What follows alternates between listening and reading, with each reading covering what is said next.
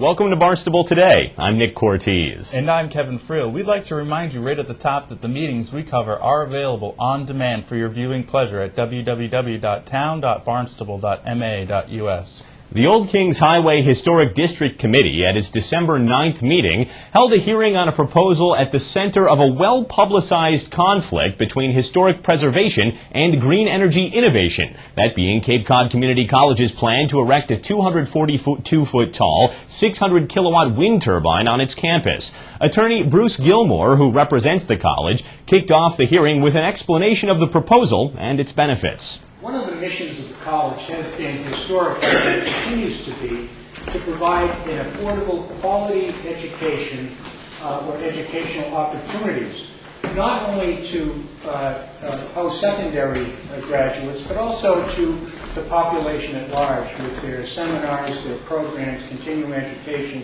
such that the entire county benefits from the educational programs that are produced at the college and continue to be produced.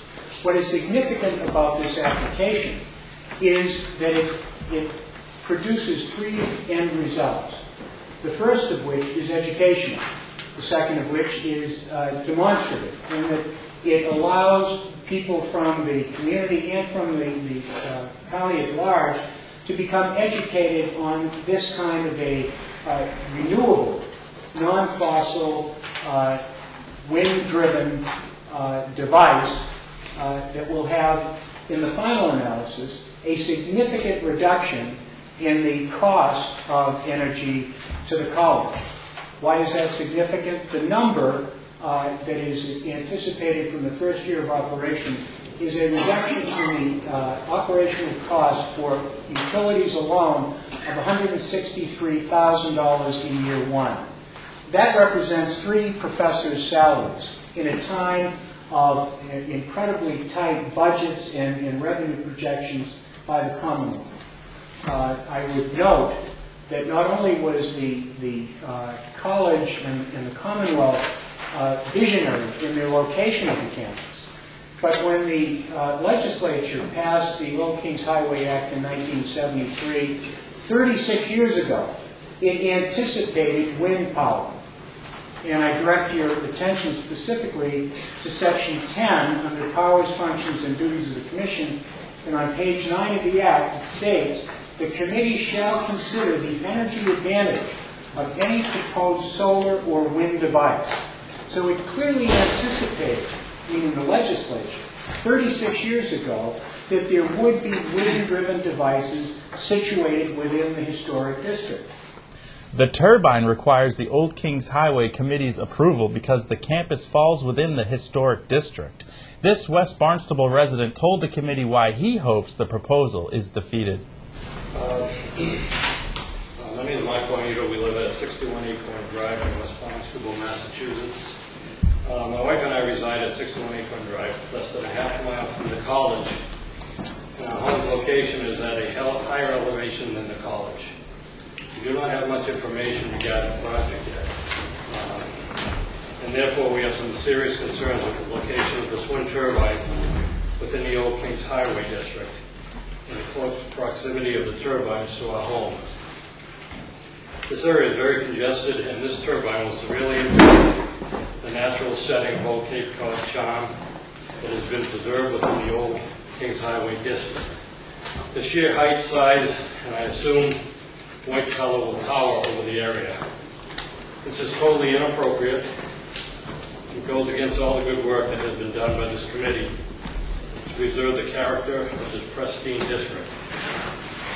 We moved to this area specifically because of the additional protection and development and this committee's purpose to, quote, preserve and maintain such regional district as a contemporary landmark compatible with the historic, cultural, literary, and aesthetic tradition of Barnstable County, as it existed in the early days of Cape Cod, through to promotion of its heritage, end quote. We cannot see how this turbine fits into any aesthetic tradition of early Cape Cod. We presently can see a cell tower from that continually flashes a bright red light, and although not something we enjoy looking at, is located on the other side of Route 6. Although the tower is a significant distance away, it is clearly visible and very bright. We are very concerned that this turbine will have the similar bright strobe lights that will be much closer and visible from our home. This type of aesthetics would not be pleasant and precisely what we were expecting to avoid by moving to this district. In addition, the enormous size of the blades of this turbine and the constant movement will be a very visible, annoying, and a constant distraction to us, along as its moving shadows that it may cast. Another concern is the noise that this tower will generate. I was told that you can sometimes hear the blade noise whining up to 2 miles. I'm not sure. This to us is a big problem. Has this issue been addressed? Is there a potential for what could be called noise pollution in our neighborhood? We are wondering if this committee has done a study on the height and sight lines of this tower. The sheer size of the turbine is unimaginable. And what benefit do we as residents get out of this sacrifice? If nothing else, the turbine could cause a devaluation of our property values. Is this fair? This is a significant encroachment on our right to enjoy our properties, along with having to deal with the noise and unsightly view of this turbine. This neighborhood was built a long time ago.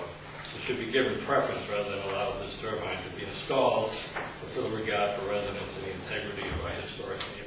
Supporters of 4C's turbine proposal spoke as well. Among them was Wendy Northcross, who is both the CEO of the Cape Cod Chamber of Commerce and a resident of the historic district. I'm Wendy Northcross. I'm speaking to you tonight both as a resident who lives in the OKH district in West Barnstable and as CEO of the Cape Cod Chamber of Commerce. And until last June, I was also the governor-appointed alumna trustee at Cape Cod Community College. The DCAM application for a wind turbine to be erected at Cape Cod Community College has my support as a resident, and it has the support of the Cape Cod Chamber of Commerce, whose board voted in favor of this project about a year or two ago, I think now, and is aware of my presence here tonight. The Chamber supports the development of renewable energy projects, especially when the project's direct beneficiaries are clear. And in this case, our state-supported community college will benefit from the power generated by the turbine to be used on campus or resold back through the electricity distributor.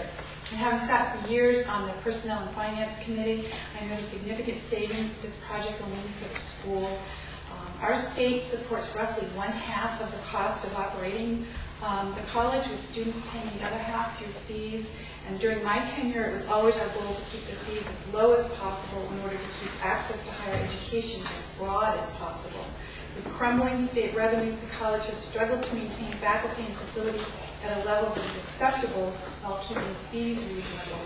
A project of this nature will go a long way to containing rising energy costs of the college and keeping higher education accessible. In terms of the curriculum at the college, this project highly complements the renewable energy learning for our students. In fact, College President Dr. Catherine Schutzberg has become a recognized leader in the country in the sustainable campus movement. We believe the turbine is the right thing to do in the right location, and we urge a favorable review of the project. Thanks. Citing the need for more information on the proposal and the desire to better observe a balloon that will be flown this weekend to show the location and maximum height of the turbine, the committee decided to continue the hearing to February. Well, that's all the time we have for now. For Kevin Friel, I'm Nick Cortez. We'll see you next time on Barnstable Today.